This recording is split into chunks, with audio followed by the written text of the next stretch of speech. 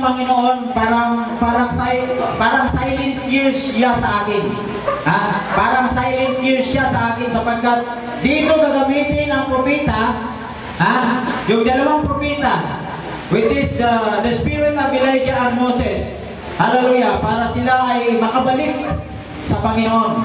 Sila ang gagamitin dito sa verse 1. Come, sabi niya, come and let us return unto the Lord. Sila ang gagamitin. Sabi niya, for He had turned and He will heal us. Siya po ang nagbigay ng pahayag na galing sa Diyos at ipinaalam sa kanila na itong Kristo na pinako niyo sa cross, siya ang nilagay ng Diyos para tayo ay magkabalik sa Kanya. Amen? Hindi ko nila alam ito, kaya nawalay sila sa Panginoon. Amen? Hallelujah. Ano nangyari sa kanila? Nag-scatter po sila. Alam po natin yung history ng Israel. Na-scatter po sila in many nations. Nangalat po sila. Pero, mga kapatid, ngayon, ang Israel ay unti-unti nang bumabalik. Amen. Hallelujah. Ang Israel po, mga kapatid, ay unti-unti nang bumabalik. Tumatapang ng Israel ngayon. Do you agree? Amen. Tumatapang ng Israel. Tandaan natin, mga kapatid, pag ang Israel ay tumapang, hallelujah, ang mundo natin will become a total chaos. Amen? Yan ang simula ng kapigatian ng mga taong wala kay Kristo. Amen. Hallelujah. Ako ay, alam niyo ba, mga kapatid, nung ako ay nagmamaniho mula sa pier hanggang dito, pinakita sa akin ng Panginoon, Lord, wala pala ang halaga ang pinagagawa ko. Ini-ignore ko. Minsan ini-ignore natin yung mensahe. Mayroon tayong mensahe ngayon, mga kapatid. Mula sa bata, sa matatanda, ay ang people hanggang sa matanda, ini-ignore natin yung mensahe. Ano ang mensahe natin? Ititrain natin yung anak dali natin sa Panginoon. Minsan hindi natin nagagawa yun. Pagdating sa bahay, hayaan na lang natin sila. May mga pagkakataon na pag ang mga anak natin nagkaroon ng pagkakasala, hindi natin sila tinutuwid. Minsan kinokompromise pa natin. Amen? Paano matutuwid ang isang bata, ang isang anak, kung hindi natin sila bibigyan? Alala at parusa. Alam niyo ba, parusa ay isang biyaya ng Diyos para sa atin. Amen.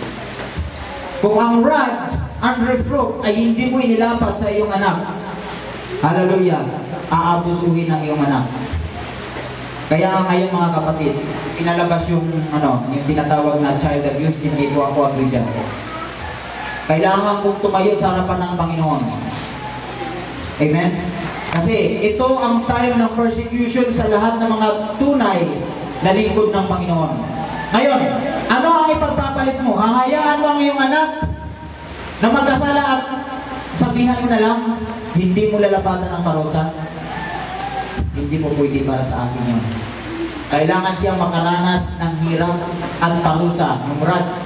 Hallelujah, para siya ay tumino sa harapan ng Panginoon. Amen? Praise God. Hindi ko nais na kayo ay saktan. Nais ko na kayong lahat ay mamulat doon sa pagkabulag natin na hindi natin inaalam ang katotohanan ng Panginoon. Amen? Maging relax tayo sa harapan ng Diyos. Hallelujah. Itong bagay na to, na relaxation, itong tinatawag natin na lukewarmness at saka yung Nicolaitanism. Hallelujah. Ito yung kinaayawan ng Panginoon sa atin. Kaya nga, sabi niya dito, itong words na to, come and let us reason together. Return to the Lord. Pagdating doon sa Isaiah chapter 1, verse 18, come and let us reason. Anong ibig sabihin ng reason? Makipag-aralan kayo sa akin. Ngayon ang tanong, tayo bang lahat na narito ngayon gustong makipag-aralan sa Diyos? Amen. Gusto ba natin yun? Paano natin gagawin na sabihin natin ang panawagan ng Diyos, come and let us reason to the Lord. paano natin gagawin na makipag-aralan tayo sa Panginoon? How to do that? Paano mo gagawin? No? Ang ipinapagawa ng Diyos, ang sabi niya, makipag-aralan kayo sa akin. Ang gusto ng Diyos, na kayong lahat ay magtanong sa Kanya. Magtanong kayo sa pahayag ng Panginoon, sapagkat doon kayo maliligtas. Hindi nais ng Diyos na lahat tayo ay maging mangman sa Kanyang salita. Amen? Nais ng Diyos na tayo lahat ay maging marunong sa Kanyang salita. Amen? Hindi lang ang pastor ang marunong. Ang nais ng pastor na kayo ay dalhin sa kasagdalan sa Diyos. Amen? Praise God. Hallelujah. So yun po. Hallelujah. Basahin po natin yung Isaiah chapter 1 verse 18 para malaman natin. Ang sabi niya, "Come now and let us reason together, said the Lord. Though your sins be as scarlet, they shall be as white as snow. Though they be red like crimson, they shall be as wool." Hallelujah. Kung kayo nalapit sa Panginoon, gaano man ang iyong kasalanan, kaputi, kadumi o kapula, no? Scarlet color, yung mga dot-dot-dot, no? Gaano man ito kapula, papaputiin yan ng Panginoon. Ano ang magpapaputi sa Kanya? Sa magitan ng Kanyang salita. Tuturuan kayo ng Diyos kung paano mag-testify ng Kanyang salita. Amen? Dati, dito ako, sa testimony pa lang, sa booklet, ako ay nangangatal. No? Hindi ko alam kung paano mag-testimony. Pero, sa lakad ng panahon, sa biyaya ng Diyos na ikaw ay tawagin ng Panginoon, hindi mo ikakahiya ang Kanyang salita. Amen. Lahat lamang ang pwede mong gawin, kaya nga tinuturo sa atin, sa bahay pa lang, ay mayroon kang inahandog. Amen? Tayong lahat ba ay mayroon dalang handog? Amen. Sa bahay ba, nagpiprepare tayo ng handog? Amen. Makikilala natin yung taong may dala ng handog, sapagkat yung taong may dalang handog, mayroon niyang excitement na i-share niya yung salita ng Panginoon. Amen? Praise God. Amen. Makikita mo ang tao na hindi nakapag-prepare at hindi handa sa tahanan nila. Bakit? Pag nag-share yan, walang buhay. Amen? Parang binasa lang. Ilan sa atin walang gana sa salita ng Panginoon? Ang masasabi ko lang, mahiya kayo sa Panginoon. Amen?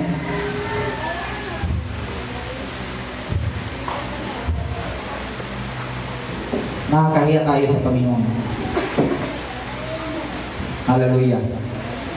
Dapat sa huling panahon natin, mga kapatid, sikapin natin na tayo ay maging karapat-dapat sa Panginoon, sapagkat ang mag-be-perfect sa atin, yung salita ng Panginoon na binigay sa atin. Pagsusulitin natin, ang pahayag ng Panginoon ay hindi yan binigay lang para pagsabihan kayo. Binigay yan para maituwid tayo lahat. Amen? Hallelujah. Kung kayo ay nakaranas ng palo o ng sakit, halimbawa sa salita, huwag nyo isipin na kayo ako ang nagsabi nun. Isipin ninyo, paalala ng Diyos yan para sa akin. Ano ang pwede kong gawin? Amen? Kaya minsan sa huling panahon, yung lahat ng mga, nakikita ko sa lahat ng mga pastor, hindi ko naman lahat, may ilan talaga tumatayo sa salita ng Panginoon. Takot sila magsabi kung ano ang katotohanan, ayaw nilang masaktan yung kanilang nasasakupan. Pero ang gusto ng Diyos, makaranas kayo ng sakit para kayo bumalik sa Kanya. Amen? Ako, nasasaktan ako. Pag once na natamaan yung ego, yung tinatawag na ego natin, pag natamaan yan, nasasaktan ako. Pero ano ang pwede kong gawin? Hindi na ba ako magsasamba at aalis na lang ba ako? Hindi. Kung ako'y nasasaktan, kailangan kong ituwid yung sarili ko. Kung ako man yung natatamaan. Ang Diyos ay nagsasalita in general. Hindi ko yan sa individual. Amen? Praise God. So, makikita po natin yung propesya, mga kapatid. Ang Israel po talagang sinaktan ng Diyos sila. Ha? Sinaktan sila. Ano ang purpose ng sakit? Para ma-realize nila na ang kanilang ginawa ay mali sa harapan ng Panginoon. Pero alam nila, pag sila ay bumalik, sabi niya, para daw yan ng latter rain and the former rain, ibabalik sa kanila lahat ang nawala sa kanila. Yun po yung kalagayan. Pero mga kapatid, tayo binigyan ng biyaya. Ang biyaya na ibinigay sa atin ng Espiritu Santo, ay binigay sa atin na nagbigay sa atin ng kalakasan hanggang sa makarating tayo sa huling panahon. Ang pangako sa atin, pag ikaw namatay, ay meron kang magabuhay. Mal-revive ka. Kagaya ng puno. Hallelujah. Na makakasama ka hanggang sa millennium. Ito po yung garden na tinutukoy nila. Hallelujah. Mayroon pong overlapping yung propesya sa Hosea chapter 6 hanggang sa Revelation chapter 10, mga kapatid. Ang Revelation chapter 10, ito po yung ministry ng bride sa huling panahon. Ito po ang dulo ng kanilang propesya bago dumating yung dalawang propeta. Do you agree? Amen. Hallelujah. At ito po rin, mga kapatid, ang isa sa mga major event na mangyayari at huling event na mangyayari na ang salita ng Panginoon ay ihahayag sa dulo ng sanlibutan. Amen? Hallelujah. Pag ang salita ng Panginoon ay makarating na sa dulo ng mundo at lahat ay makaalam at hindi sila tumanggap, ang parusa ng ang hatol ng Panginoon ay bibigay sa kanila. Amen? Hallelujah. Tingnan po natin yung Revelation chapter 10. Ito po yung huling ministry ng bride. At yung dalawang propeta ay lalabas. Tingnan po natin. Sabi niya, and the voice which I heard, verse 8, and the voice which I heard from heaven speak unto me again. No? Unto me again. Kanino yun? Sa bride. Kung ang voice ay represent ng ang voice ay represent ng perfect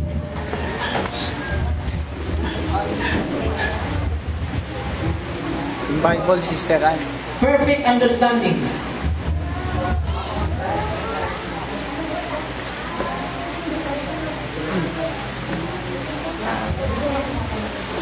Hallelujah. Verse 8. Revelation chapter 10 verse 8.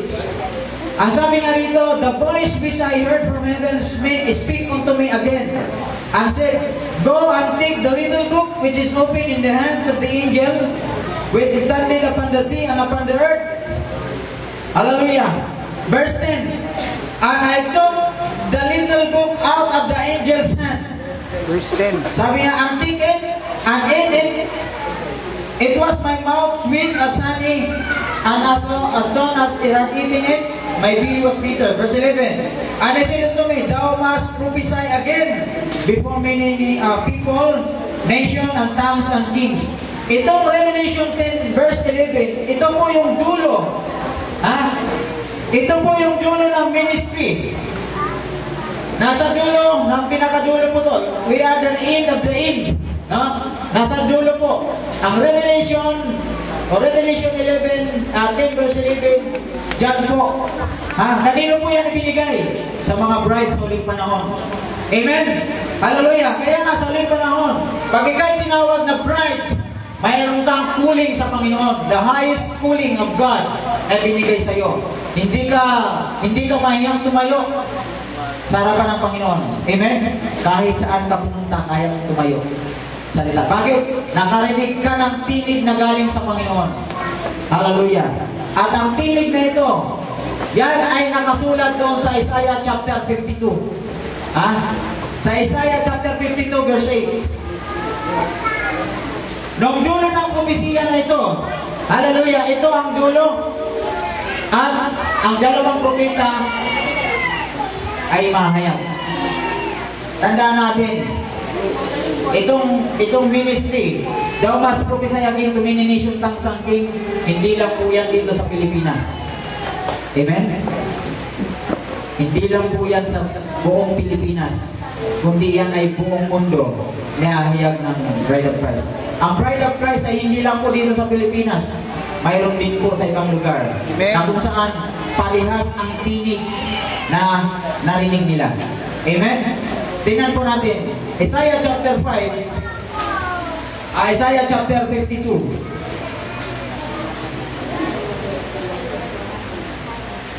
Verse 8.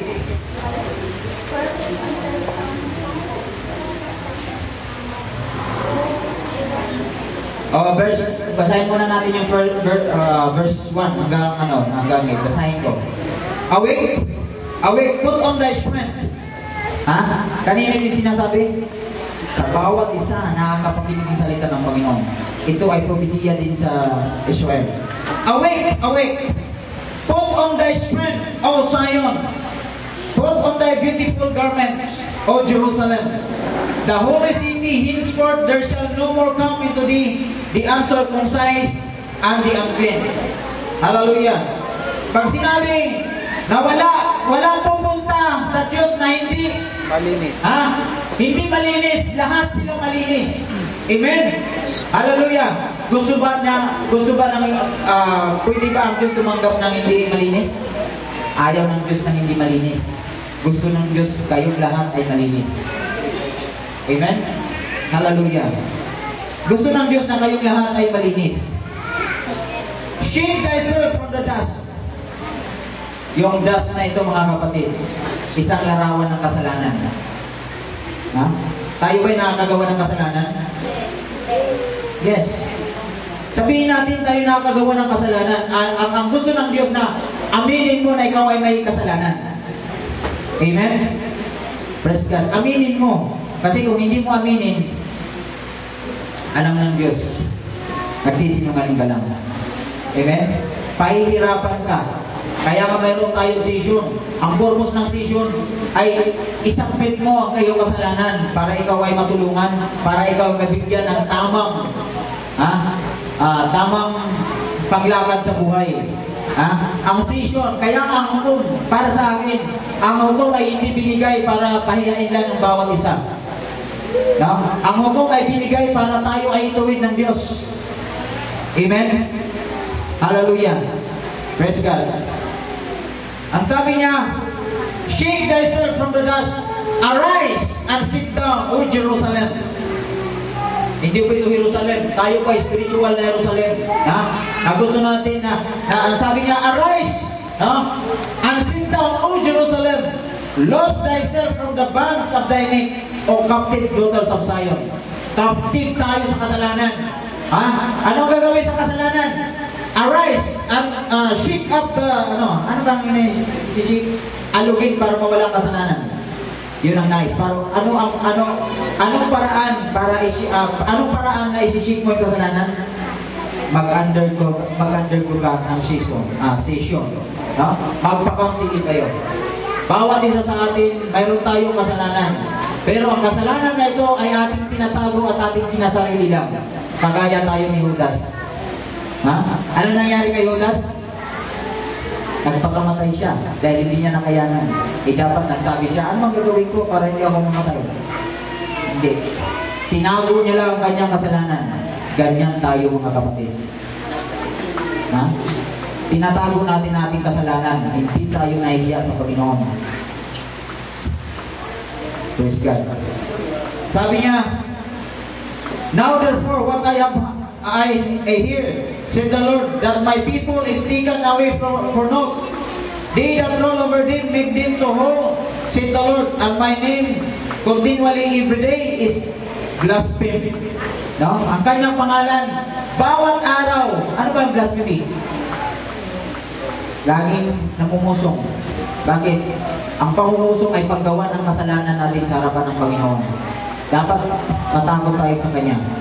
Sabi niya, verse 6, therefore my people shall know my name. Therefore they shall know in that day that I am He that speak.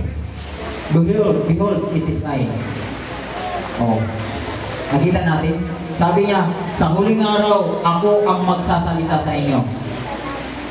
Sa verse 7, how beautiful upon thy mountains are thy feet, of him that bringeth good tidings, that publisheth peace, that bringeth good tidings of good, that publisheth salvation, that saith unto Zion, thy God reigneth. Amen.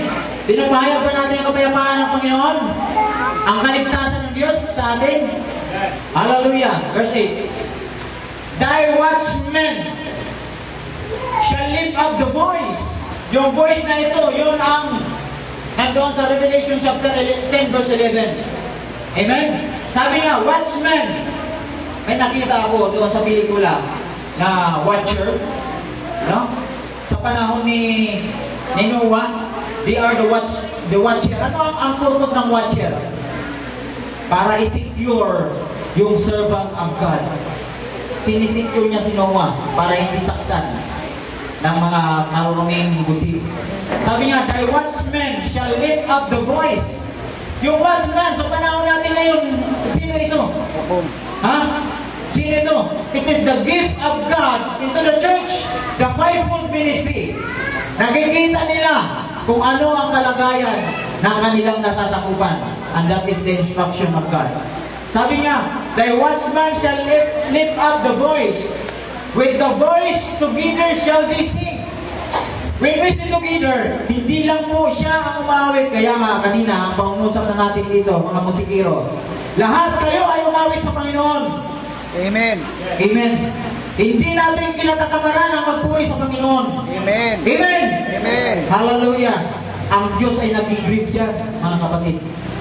Gusto ng Diyos na ang iyong labi, hallelujah, ang iyong kamay ay gamitin para sa kaluwalhatian ng Diyos. Amen. Amen. Hallelujah. Praise God. Praise the Lord. Tingnan natin mga kapatid. With the voice together shall they sing. Itong sing na to with understanding. Hindi ka lang kumanta para mag-perform. Kailangan yung kanta mo mayroong unawa. Amen. Hallelujah. For they shall see eye to eye. Nakikita niyo yun? Ang bride sa uling panahon. Hindi lang yung bride dito lang sa Manalite. Yung bride ay mayroon din. Kung ano yung sinasabi mo, ganun din yung spirit nila. Nakikita natin ang ministry ngayon, mga kapatid. Ang kinainipan natin, doon ibinigay ng Diyos. Amen. Hallelujah. Doon lang sa internet, marami tayong mga laptop, marami tayong mga gadget, pamahalin. Ano ang purpose dyan? Ano ang purpose? Bakit ibinigay ng Diyos yan? Para enjoy mo lang sa sarili mo? No, hindi yan, mga kapatid. Ibinigay ng Diyos yan. Ang mga gadget natin ay accelerated sa panahon natin ngayon. Ano ang pwede mong gawin? Ikaw ba ay sasabay o sa ginagawa ng mundo? Ang gaganda pa, 15,000 worth ng mo, gadget pero hindi mo pinapagamit sa Diyos. Alam mo mga kapatid, yung gadget na yan pinagkatiwala ng Diyos lang sa iyo. Huwag mong angkinin. Sapagkat darating ang araw hindi mo magamit at ikaw ay kasama mapaparusahan gaya ng gadget. Amen? Pag ginamit mo yan sa Panginoon, hawak ka ng Diyos. Hallelujah. Sabi niya, when the Lord shall bring again Zion, that is the promise of God. Amen? Hallelujah. Kaya nga mga kapatid, yung hukom na binibigay sa atin mga kapatid, hindi biro yan. Hallelujah. Kung ang bawat isa nagkamali, kausapin ninyo siya. Amen. Praise God. Ang sabi niya sa 1 John chapter 4 verse 6. Hallelujah. Kailangan tayong matutong makinig. Wag lang ikaw yung pakinggan. Kaya nga ako, natuto ako makinig. Kung ako nagkamali, pwede akong kausapin. Nagkamali ka. Kung ako nakasakit, pwede niyo ako sabihin, nakasakit ka, paliwanagan ko. Amen? Praise God. Kasi mga kapatid, tayong lahat, hindi natin intensyon saktan ang bawat isa. Ang intensyon natin ay dalhin natin ang bawat isa sa kasaglalan sa Diyos. Hallelujah. Bring forth into joy. Hindi maging tablay. Yun po yun. Sing together. Amen?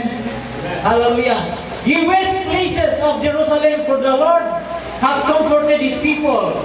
He hath redeemed Jerusalem. Hallelujah. Sino yung i-redeem niya?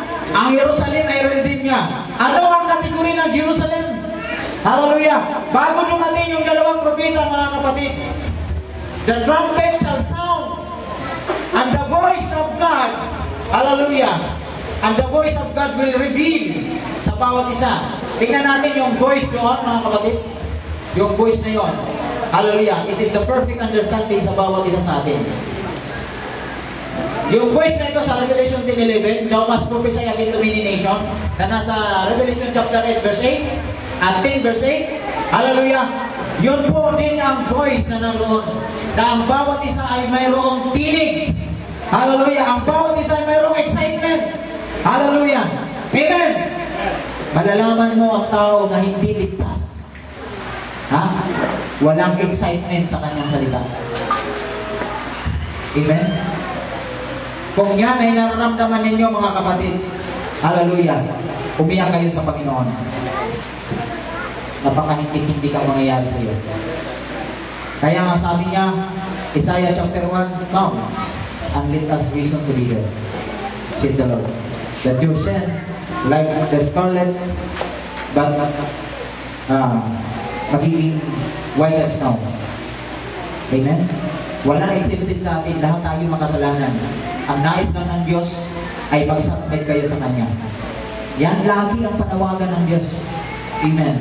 Hallelujah. Nakita natin doon yung watchman.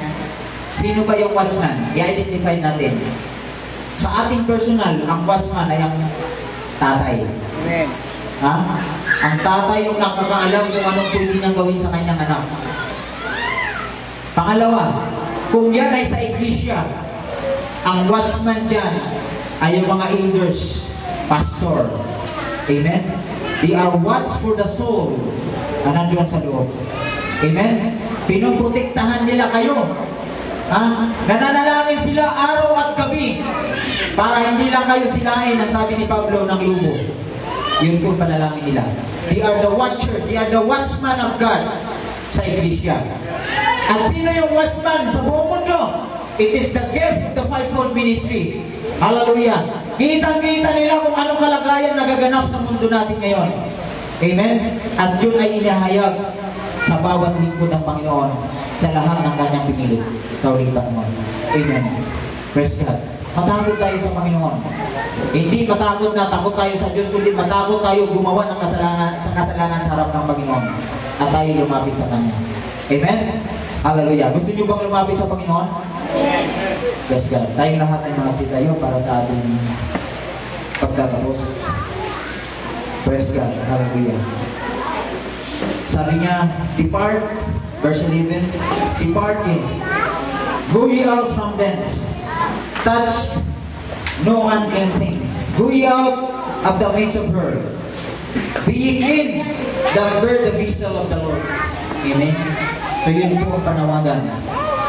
Kayo ay umalis, halumisan sa mga bagay na marumi. Kayo ay magpapalinis sa harapan ng Panginoon. Hallelujah. Yan panawagan ng Diyos na ang voice ng Panginoon ay hanggang sa dulo ng panahon na tayo ay kukunin niya. Praise God. Tayo na natin mga sitayo at awitin natin yung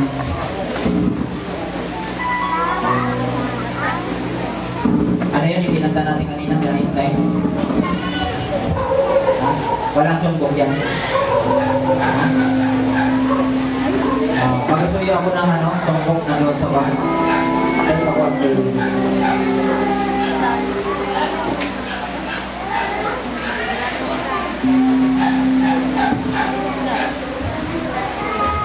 Praise God. Mayroon ako ng sumbong. Awitin natin yung the end time. Hallelujah.